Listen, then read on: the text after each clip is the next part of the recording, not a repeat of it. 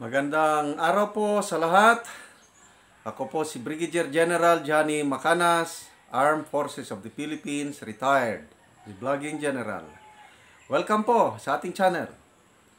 Ang topic natin sa araw na ito ay tungkol sa mga spiritual gifts.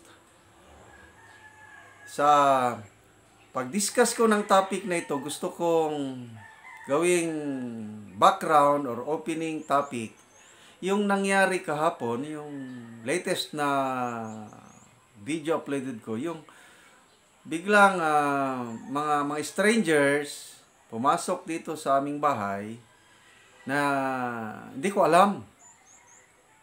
So, iba ang nagpapasok. So, mga bandang alas 10, alas 11 na kahapon, nagpapahinga ako dahil may trangkaso. Lumapit ang aking wife, sabi niya na, "Daddy, may mga tao sa baba, sa aming garahe. Mga ngalakal o naghanap ng basura para maibenta, makakain sila." So, yung pala pinapasok ng aming striker, yung aplikante ng sundalo na nakatira sa aming bahay. So, hindi ko alam yun. Ang wife ko ata ang sinabihan ng aming striker, kaya alam ng wife ko. So, ang una nilang ginawa, pinakain muna bago binigyan ng kung ano mang basura na pwedeng mapakinabangan nandito sa amin. So, mama, nagpapahinga ko. Lumapit ang misis ko, "Daddy, punta ka sa baba. May mga tao dyan. Mag-share ka ng gospel." Okay? So, ano yung gospel? I-review natin yung gospel, ha. Si Jesus namatay at nabuhay muli para sa kapatawaran ng ating kasalanan. Kung paniwalaan ng isang tao ang gospel na ito ng Panginoong Hesus, magkakaroon siya ng buhay na walang hanggan. Yun po ang gospel ng ating Panginoon. So, para bang utos. Punta ka sa baba. Commander punta ka sa baba, mag-share ka ng gospel. Initial reaction ko, medyo mahina pang pakiramdam ko. Nagpapahinga ako kasi ang sabi ko sa inyo kahapon, isang video lang kahapon. Kasi magpahinga na ako. Naging dalawa. Kasi nga, inutosan ako ng commander. So, initial reaction ko na, ikaw na lang. Yun ang isip ko, ikaw na lang. Bakit ako pa? Na ang Holy Spirit nag-lead sa akin na may kanya-kanya kayong calling, may kanya-kanya kayong spiritual gifts. Tumayo ka na. Sundin mo ang utos ng iyong commander. Dahil utos ko yan. Ikaw ang mag-share ng gospel. Wala na pong magawa. Tumayo ko, tinignan ko muna sila. Bumaba. Nakita ko, kawawa nga sila. Then, umakyat ako, ang leading ng Holy Spirit is, hindi lang basurang ibigay mo, hindi lang pagkain, bigyan mo rin ng pera. Kaya kumuha ako ng pera. So, bumaba ako, yun na, kinausap ko na sila. Yan yung napanood nyong video kapon na I share the gospel.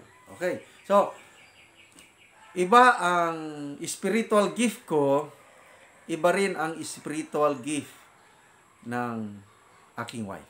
Magkakaiba.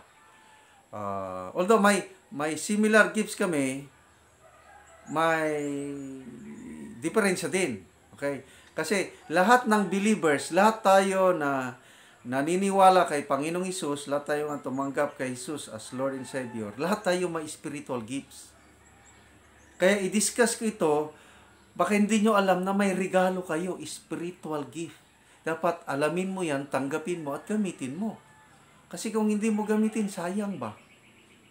Okay, so ito ang purpose na i-discuss ko ito so that you will discover and use it.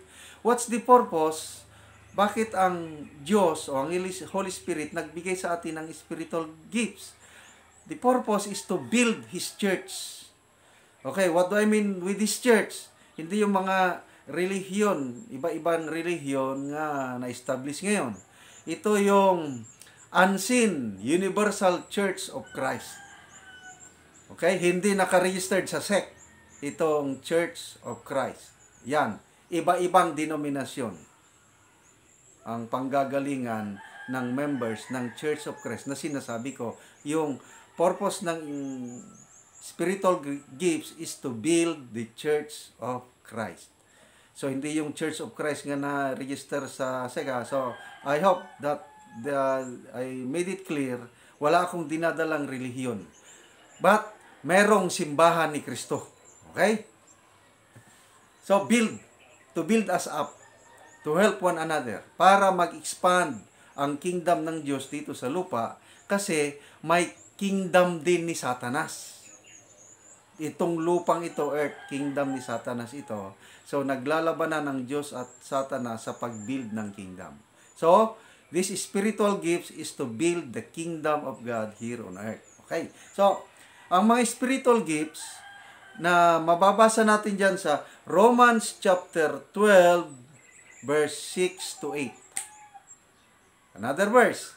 1 Corinthians chapter 12, verse 4 to 30. Nandyan yung mga spiritual gifts. Okay? So, sa napag-aralan ko, may 16 na spiritual gifts na ipinamigay ng libre ng Diyos sa mga believers, sa mga tagasunod ni Ginoong Hesus. So, ikaw kaibigan, baka hindi mo pa alam kung ano yung spiritual gifts mo, kaya ito na yung topic para malaman mo. Okay, to me, mula nung 1983 na nagsimula na akong mag-serve sa Panginoon hanggang ngayon, I have discovered 8 spiritual gifts sa buhay ko. Sa wife ko naman, pinag-aralan ko yung buhay niya, meron siyang 9. Mas maraming spiritual gift ang wife ko kaysa akin. Merong gift na nasa akin, nawala sa kanya. May gift na nasa kanya, nawala sa akin. Ganun po yun. Okay. So, ang spiritual gift na ginamit ko kahapon, yung teacher evangelist. I have that gift of teaching. Tapos ang calling ko, evangelist talaga. Kasi may tinawag na apostol, may tinawag na mga propeta, may mga evangelist. So ako, evangelista ako. Taga-sabwag ng maayong balita. So, nakaakibat dyan yung gift of teaching. Kaya ako yung nag-share ng gospel kasi by profession sa lupa, teacher na ako. Plus may gift of teaching pa ako. Kaya madali sa akin ang pag-share ng gospel. Ang wife ko, mahirapan siya. But then, she has the heart. Nakita niya ang mga tao, kawawa, tinulungan niya physically, pinakain. Kaya lang, yung salita ng Diyos, kailangan ding ma-share. Kaya tinawag niya ako.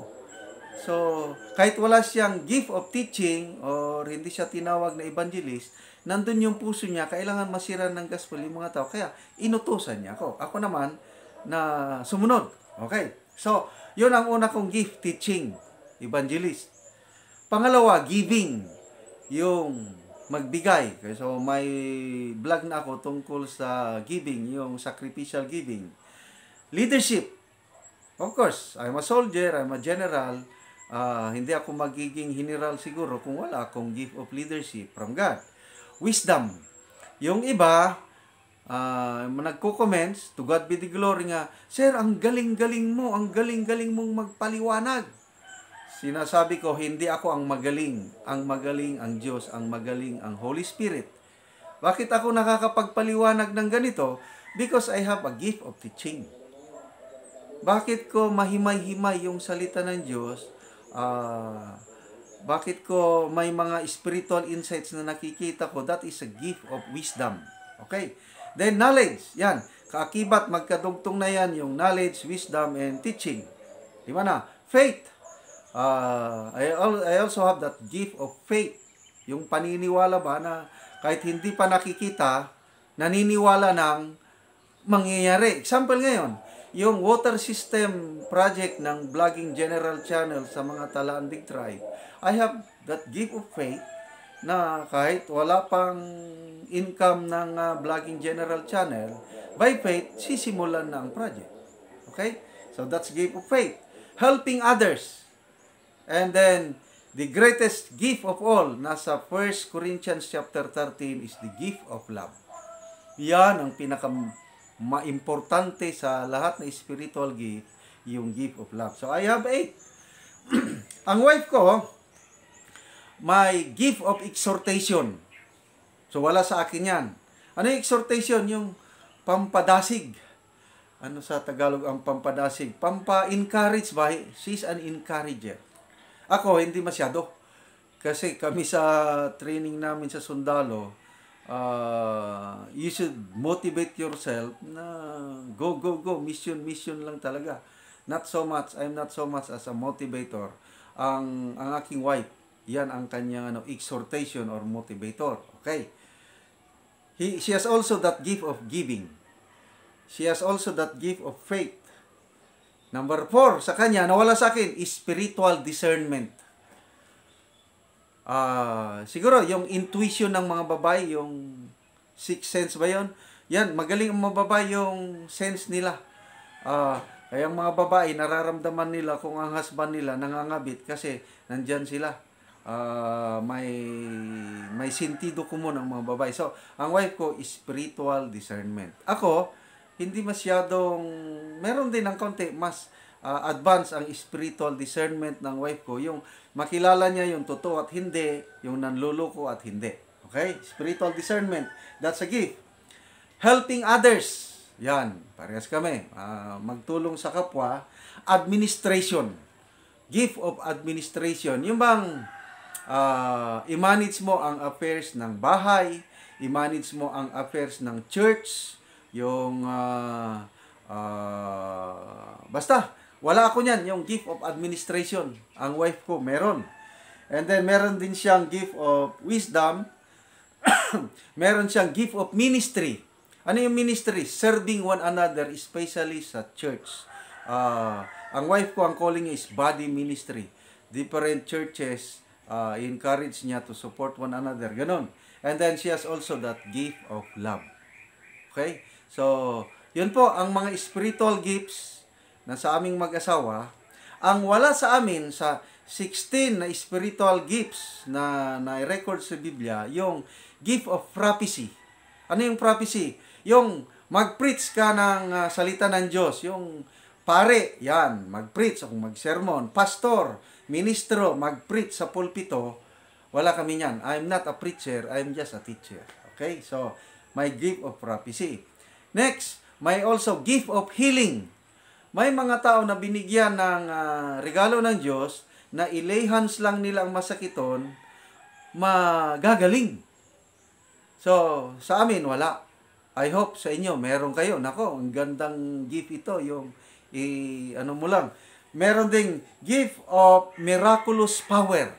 Ano na yung miraculous power? Yung mga demonyo, mga exorcism, ganon, na demon possess, pwede nilang palayasin ang mga yan, yung mga miraculous power, o yung mayroong bubuhayin ang mga patay, something like that. Those are miraculous power.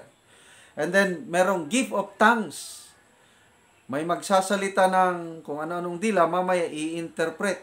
Hindi natin maintindihan yung sinasabi ng isang tao, that gift of tongue. Meron ding mag-interpret na ang sinasabi niya ganito. So, yun po, yung dumating ng Pentecost, mga tongues of fire. So, nagsalita sila in different tongues or languages. So, yun po ang mga 16 na different spiritual gifts. So, i-summarize ko, my gift of teaching, giving, leadership, wisdom, knowledge, faith, helping others, love, exhortation, spiritual discernment, administration, ministry, prophecy, healing, miraculous power, and tongues. Okay? So, ulitin ko, lahat tayo, mga believers ng Panginoong Hesus, ay may kanya-kanyang gifts. Let's just discover. Okay, just to illustrate, katawan natin, di ba? We have only one body, but it has many different parts.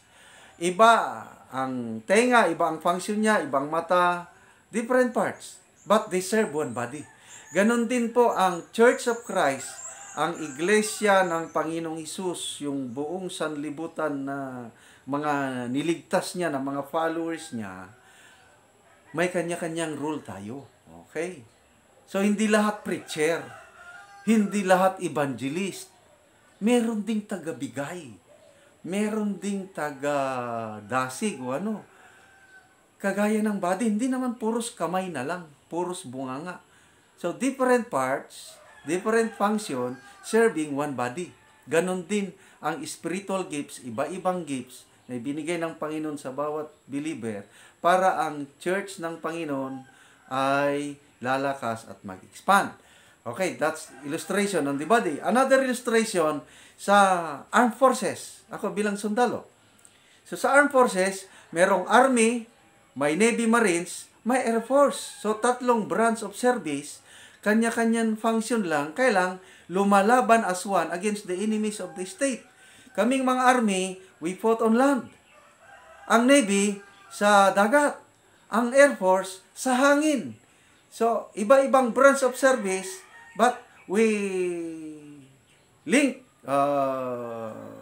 Isang armed forces lang yan, nagtutulungan to defend the country against enemies of the state. Ganyan po yan. Sa Army naman, okay, sa Army.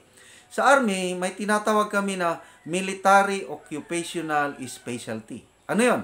Merong infantry, merong artillery, may armor, may quartermaster, may ordnance, may finance, may adjutant general service, may intelligence. Ano pa? Baka may nakalimut na ko. So ano ito? Yung mga specialty. Ako, ang specialty ko na pinili ko is infantry. Ang infantry, foot soldiers, kami yung lumulusob sa kampo ng kalaban. Foot soldiers kami. Kami yung umaatake. Okay? So, infantry. Mauna. Sa likod namin, nandyan yung artillery. Ano itong mga artillery? Nasa likod lang sila ng labanan. Kailang ang kanila yung kanyon. So, bago kami lulusob, bago kami makalapit sa kampo ng kalaban, pumuputok ng artillery, kinakanyon na nila ang kampo ng kalaban para hihina sila, para pagdating namin ng mga infantry, hindi na kami masyadong mahirapan. Yun. Then, mayroon kaming armor. Ano yung armor? Yung mga nakasakay sa tangki de guerra. Okay? So, usually, ang armor at saka infantry, they go hand in hand. Okay? Kung malakas ng kalaban, armor muna, kaming infantry nasa likod o nasa gilid-gilid ng armor. So, nauna yung armor kasi tangki de guerra eh. So, paputukin niyang kalaban. Kung malakas talaga yung kalaban, di niya makaya, kami ng infantry, mag-maneuver, punta kami doon sa hill, kung saan yung kalaban, so pinuputokan siya ng armor, nagmamaneuver kaming infantry, hanggang matalo namin yung kalaban, mamaya move na naman, ganon. So, yung armor sumasama, infantry. Ano naman itong quartermaster? Ito yung tagabigay ng aming pagkain, medisina at iba pa. Eh, kung wala kaming pagkain, bala, mamamatay kami sa giyera. Kaya, kailangan namin ng quartermaster. Nasa likod lang ito, taga-supply ng aming mga kakailanganin sa front line. Ano naman yung ordnance? Ito yung tagagawa ng bala. Kasi kung magawa na nila yung bala, yung ordnance, ibigay nila sa quartermaster, i-deliver sa amin. Finance. Kung wala kaming sweldo, anong ipakain sa aming pamilya? May finance kami. Ano naman yung adjutant general service? Yun yung nagawak ng aming mga papeles, records. Intelligence. Na kung walang intelligence, yung mga espiya, yung eyes and ears namin sa kuta ng kalaban, hindi kami mag-succeed. Ganun po ang working sa army, sa armed forces, katulad din sa body of Christ, sa Church of Christ, na iba't ibang spiritual gifts. Okay, ulitin ko ha. Lahat tayo meron. So, ako and my wife, my children, more or less, alam na namin. How about you? Kapatid, kaibigan, dapat i-discover mo ang iyong spiritual gifts. Hindi lang iisa yan ha. Out of 16, marami ang ibibigay ng Panginoon kasi gift ito eh. Depende sa'yo.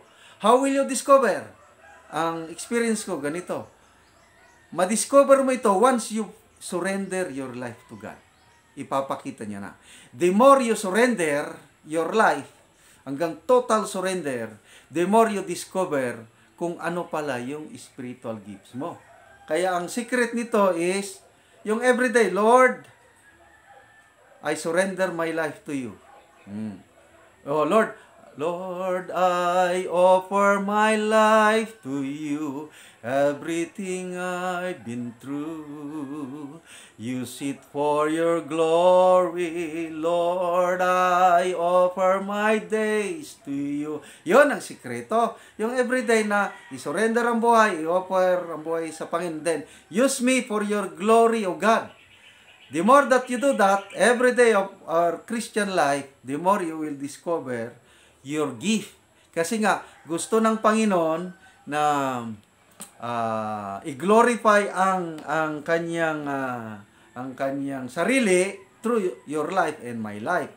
And then, gusto niyang i-expand ang kingdom niya sa mundong ito para matalo yung kingdom ni Satanas. Okay, why use our spiritual gifts? Pwede bang hindi gamitin? Yes, pwede. Nasa iyo. Kaya, gift man ito. Example, bibigyan ka ng regalo. Ayaw mong tanggapin. Eh di walang magawa ng Panginoon. But, the truth is, nandyan na yung spiritual gift na kalaan para sa iyo, bawat isa. So, it's up for you to discover and use it. Kung i-discover mo, ayaw mo namang gamitin, hindi ka pipilitin ng Panginoon. Okay, to me, nung na-discover ko, ginamit ko. Why? Why did I use my spiritual gifts? Number one, because I love God. Ano yung greatest commandment niya is, love your God with all your heart, with all your soul, with all your strength. I'm using my spiritual gifts to show my love to God. Next, to show my love to other fellow men. Because itong spiritual gift is to build one another. Okay? I-share ko ang gospel through my gift of teaching and evangelism, para maligtas din yung kapwa-tao ko. Di ba yun? Loving our fellow men. So, I'm using my spiritual gift to show my love to God and to show my love to other fellow men. Number 3, ito ang hindi alam ng marami siguro. Rewards in heaven. The Bible says that when we get to heaven, there will be rewards, there will be crowns. Maraming klase ng korona. Sa langit pala, may mga papasok sa langit na wala man lang crowns, walang reward. Kasi sila yung hindi gumamit ng kanilang spiritual gifts. Pwede ka namang maligtas. At the last day of your life, ngayon, hindi pa. Wala. You live your life. Worldly pleasure, everything. Okay lang yun. But at the end of your life, last 1 minute or 2 seconds, you repented of all your sins. And then truly nagrepent ka, tinanggap mong kapatawaran ng kasalanan mo, and you surrendered your life to God, ligtas ka, makapasok sa langit. Eh kaya wala kang ginawa para sa Panginoon, yun, pumasok ka sa langit, wala kang ka-reward. Ayoko nang ganun. So habang buhay pa ko, bigay ko ng buhay ko sa Panginoon, alagaran ko siya, I will use my spiritual gifts, and in heaven, I will receive many rewards. Ikaw kapatid, para bang mag-graduate tayo ng elementary, high school, or college? Now, graduate ka lang, wala ka man lang mga ribbon at medal. Diba, kawawa? Samantala, may mga nag-graduate yun, those who excelled. Ang dami nilang ribbon, ang dami nilang medalya. Yun ang gusto ko sa langit. Maraming rewards. Okay? So, it's up to you. I'm just discussing this one. Challenge ko is discover your spiritual gifts and then use it to love your God, to love your fellow men, and hopefully to receive rewards and crowns in heaven. Okay? So, shout out na tayo. Ang i-shout out ko lang kayo is yung mga bagong yung mga karaan, wag na. Live life, survive.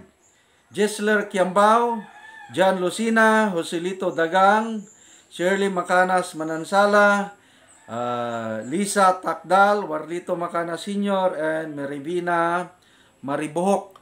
Okay, so announcement, ipagpatuloy natin ang panunood sa mga vlogs ni Vlogging General na huwag i-skip ang ads. kahit gaano katagal. Please, as of yesterday, ang earnings ng ating channel is $7.11. So, nakita ko average per day, we will earn $3.50. That's the average. So, every day, nakaka-earn tayo ng ganun. At least, may matulungan tayong nangangailangan. By faith, nag-order na ako ng mga hollow blocks, mga simento at iba pa kakailangan sa water system. I-deliver na sa tribal village ng Talaandig sa Talakag, Bukidnon ngayon. And on Monday or Tuesday, i-deliver na yung mga PVC pipes at sisimulan na ang water system project ng ating channel. By faith lahat yan. Kahit $7 pa lang ang income. Plus of course, yung ibinigay ni Ren and Julie Cristayalong na 20,000 pesos para sa initial funding ng ating channel. Okay. Ang estimate ko, ang magagastos sa water system na ito is pinakamababa is 100,000, aabot ng 150,000. By faith, that's the spiritual gift. I believe God will provide money para matapos ang water system ng Talaandig tribe sa Talakag, Bukidnon. So, yun lang po. See you sa next video.